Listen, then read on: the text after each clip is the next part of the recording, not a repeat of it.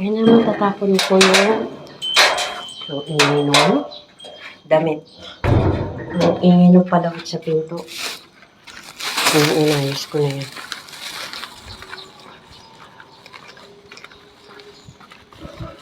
May nakita kasi ako nagtapon ng damit. So, ibig sabihin, pwede nagtapon niya ng damit ngayong Monday.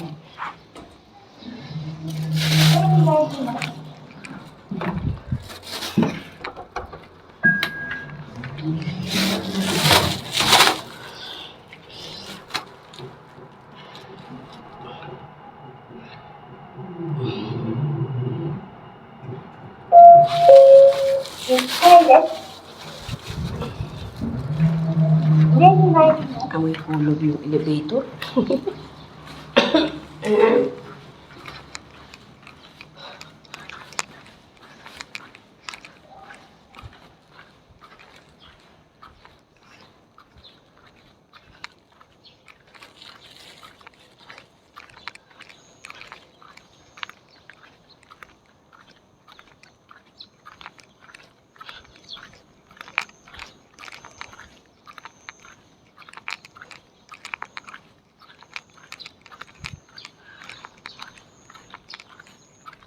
Ayun, nakita ko. Tapon ng damit. So, yan. Tapon ko din itong damit. Ayan. So, dito na lang. So, yan. I mean, nag-jogging. Gusto ko rin mag-jogging. Ano, masarap mag-jogging pag may kasama. Iiwasan ko talaga mabidyohan yung mga tao dito. So, ayan. Ikot tayo. Ayan. Teka lang. Ikot tayo.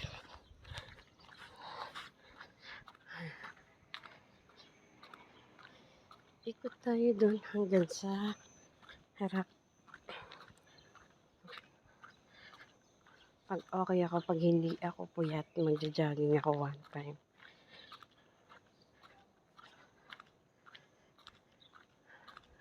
Gusto ko lang ako muna mag-diet bago umuwi ng Pinas para makapag-lose ng weight. Honestly, my timbang is 60 kilos. Oh my God. Nung dumating ako dito, 55 kilos. Tapos, ngayon, 60 kilos. Ganun na ako kabigat. So, yan. Ito, may playground dito. Ganyan.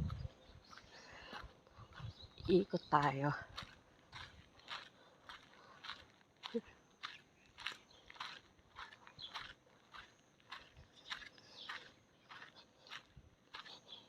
Tcharam!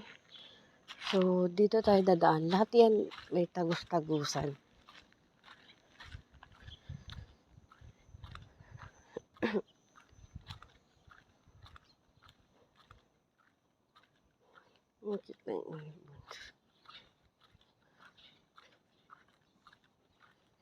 So, lahat yan, ganyan ang mga itsura ng building.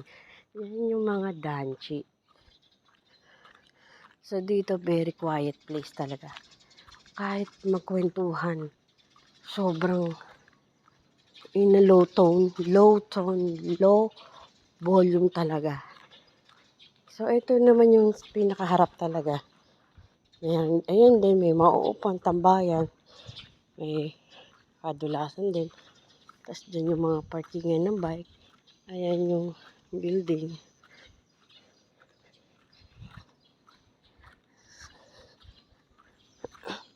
Tapos dun yung waiting area para sa bus. Sa mga papasok sa trabaho ngayong umaga. So yan. Tapos dito may mga mailbox. Yung number, yan yung much na number mo sa pintuan dapat. Pero may mailbox din dito ang bawat door.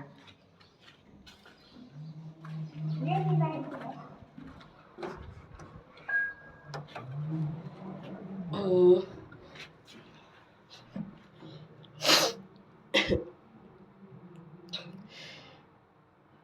So, yun lang. Magre-record niya ako ng elevator up and down.